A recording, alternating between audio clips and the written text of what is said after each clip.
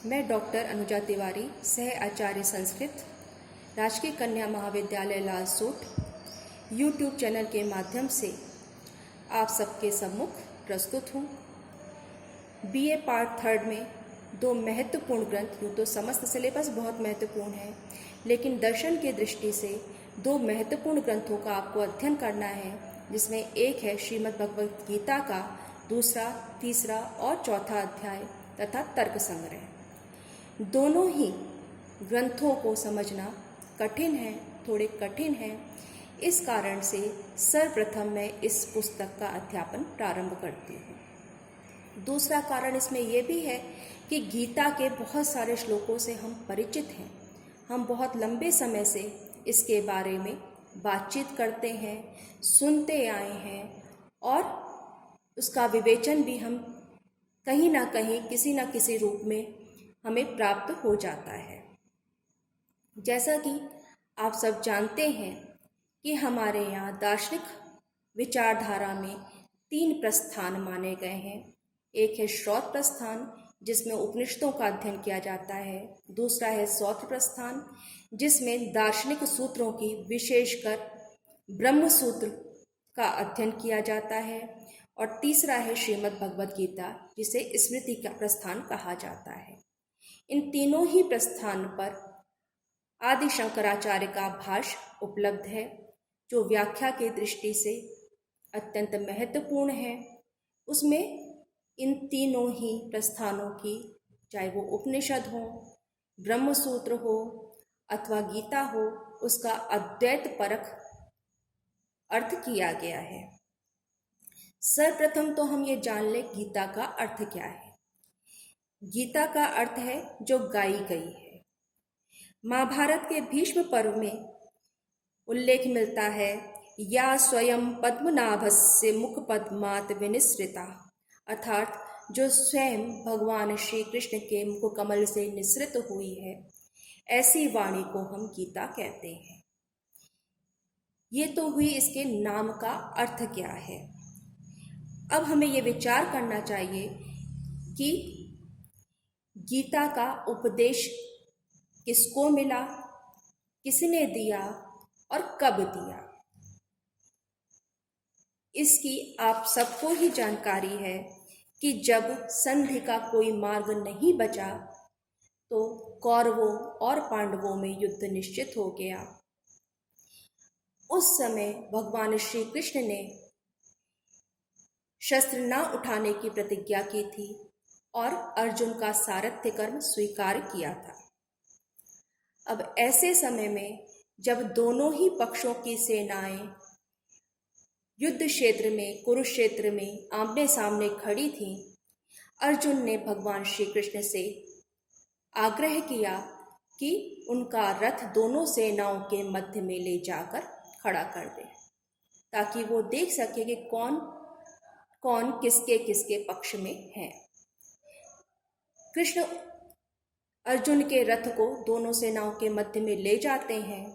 वहां दोनों ओर अपार जन समूह देखकर और ये देखकर कि चाहे पक्ष अपना हो या विपक्ष, सब अपने ही हैं, अर्जुन के अंदर विषाद उत्पन्न हो जाता है कि ये युद्ध हम क्यों कर रहे हैं, इस युद्ध की आवश्यकता क्या है। जिनको मारकर हम राज्य प्राप्त करेंगे, सुख भोगेंगे, तो उस सुख का उपभोग भी कैसे कर पाएंगे, जबकि वो राज्य, वो वैभव सब हमारे अपनों के ही रक्त से सना हुआ है। और उस समय अर्जुन अपना शस्त्र नीचे रख देते हैं और कृष्ण से कहते हैं कि मैं युद्ध नहीं करूँगा। ये बड़ी ही विषम परिस्थिति थी कि जब सेनाएं आमने सामने हैं, रणभेरी बच चुकी है, युद्ध का आवाहन हो चुका है, उस समय जो उसका एक प्रमुख पात्र है, जो समय का श्रेष्ठ धनुर्धर है, वो शस्त्र नीचे रख दे और कहे मैं युद्ध नहीं करूँगा। इस युद्ध की सार्थकता क्या है, इससे प्राप्त क्या होगा।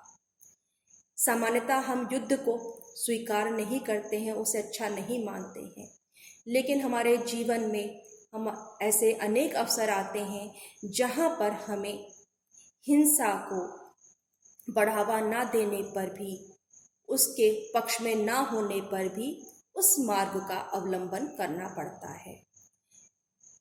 उस स्थिति में कि अब जब अर्जुन सब प्रकार से निराश है और केवल अर्जुन के जाने से अंतर नहीं पड़ता, तो ऐसी बात नहीं थी। अर्जुन का जाना मतलब पांडवों का मनोबल टूटना है, उनमें निराशा का उदय होना है।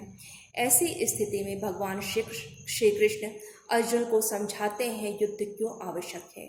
वो पूरा का पूरा प्रकरण, वो पूरी की पूरी बातें, वो सारे के सारे विचार जिनके द्वारा वो अर्जुन को आश्वस्त करते हैं कि तुम युद्ध से घबराओ नहीं, युद्ध अवश्यम भावी है और इसके लिए स्वयं को कर्ता भी मत जानो। जितने भी वो तर्क जितने प्रकार से दे सकते थे उसको समझाते हैं और अंततः अर्जुन इस बात को स्वीकार कर लेता है कि मेरा अज्ञान दूर हो गया और अब मैं युद्ध करूंगा। तो युद्ध में प्रवृत्ति कराना ही उस समय उद्देश्य था।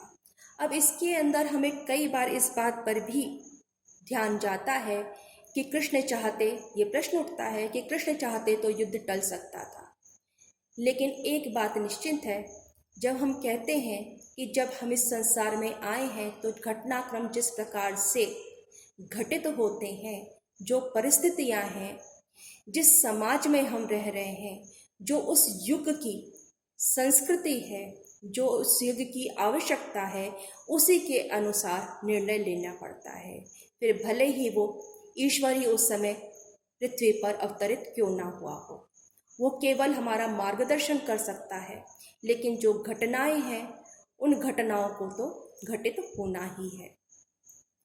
दूसरी बात ये कि मनुष्य के लिए, राजा के लिए क्या कर्तव्य है, उसके लिए क्या करनी है, क्या अकरणी है, इसका विवेक भी जागृत होना आवश्यक है।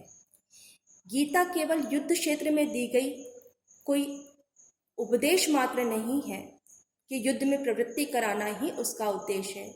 आज गीता का महत्व और भी अधिक बढ़ जाता है कि हम किस प्रकार से अपने जीवन में आने वाली समस्याओं का सामना करें, हम किस प्रकार से मैनेजमेंट करें, हम किस प्रकार से व्यवस्था को बनाएं, किस परिस्थिति में क्या निर्णय लेना उचित है, इन सब बातों के लिए गीता का अध्ययन आवश्यक है। इसके साथ ही इस ग्रंथ के पढ़ने से हमारे जो विचारधारा है, हमारे जो चिंतन का ढंग है, उस पर भी प्रभाव पड़ना आवश्यक है, उसका भी प्रभाव पड़ना आवश्यक है। यानी कि हम जो कुछ भी पढ़ रहे हैं उसमें जो सत्य है, उसका जो लक्ष्य है, किस उद्देश्य से उस पुस्तक को हमें पढ़ाया जा रहा है, उस विषय को पढ़ाया जा रहा है, यदि इस बात को हम समझ लें तो निश्चय ही बहुत सारी समस्याएं समाप्त हो जाएंगी। गीता का दूसरा अध्याय हम प्रारंभ करेंगे, लेकिन उसके पहले इसमें जो उपनिषद शब्द है, आप इसकी पुष्पिका को पढ़ेंगे उस समय आप देखेंगे उसमें आता है उपनिषत्सु। तो इसको उपनिषद की श्रेणी में रखा गया है। इसे समस्त उपनिषदों का सार भी बताया गया है। उपनिषद का अर्थ जैसा पहले भी आपको स्पष्ट कर चुकी हैं कि उपसर्ग पूर्वक, नि उपसर्ग पूर्वक सद धातु से ये शब्द निष्पन्न होता है। उप का अर्थ है समीप, पास, निकट।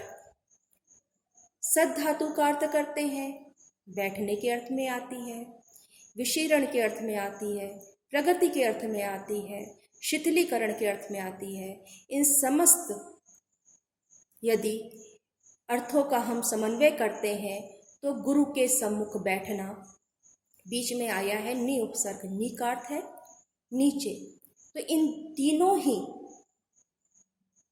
शब्द का हम कह सकते हैं मिलकर के ये अर्थ होता है, समन्वित रूप है कि गुरु के निकट बैठने पर हमारे अज्ञान का नाश होता है, ज्ञान का विस्तार होता है, जो संशय हैं वो शिथिल हो जाते हैं और इस प्रकार से हम ज्ञान के क्षेत्र में प्रगति करते हैं।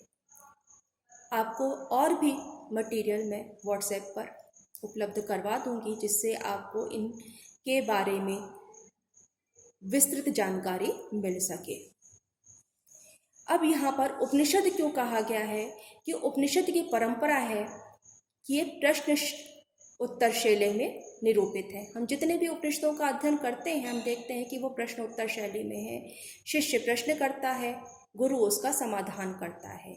यहाँ पर भी क्यों कहा गया है कि यहाँ पर युद्ध क्षेत्र में तो सभी उपस्थित थे, फिर कृष्ण को केवल अर्जुन को ही उनकी वाणी क्यों सुनाई पड़ी?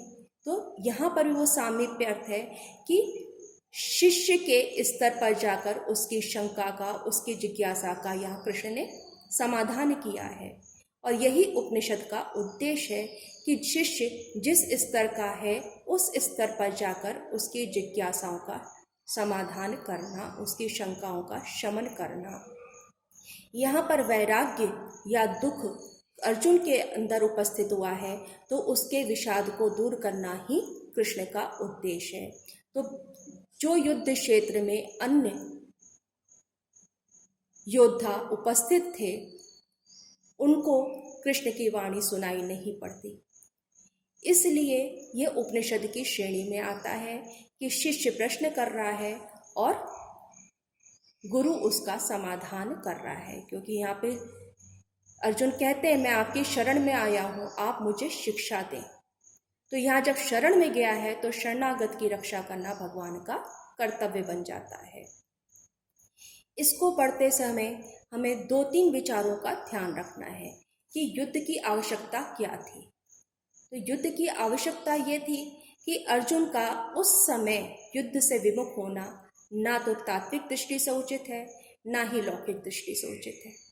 तात्विक दृष्टि से उचित क्यों नहीं है? उसके लिए वो कहते हैं कि आत्मा तो नित्य है, वो करता है ही नहीं। तो जब करता ही नहीं है तो उसका अभिमान तुम क्यों करते हो? और लौकिक दृष्टि से देखें तो समाज में व्यवस्था बनाए रखने के लिए हमें जो हिंसक व्यक्ति हैं, जो अत्याचारी हैं, नियम विरुद्ध जाने वाले हैं, उनका शमन करना, उनको दंडित करना आवश्यक है। तो इन दोनों ही दृष्टि से युद्ध तो होना ही था और यही समझाने की चेष्टा कृष्ण ने अनेकों प्रकार से अर्जुन को की है। अध्ययन का प्रारंभ जो किताब का मैं स्कैन कॉपी आपके व्हाट्सएप पर डाल दूंगी, उसको साथ साथ पढ़ते रहें ताकि विषय स्पष्ट होता चले।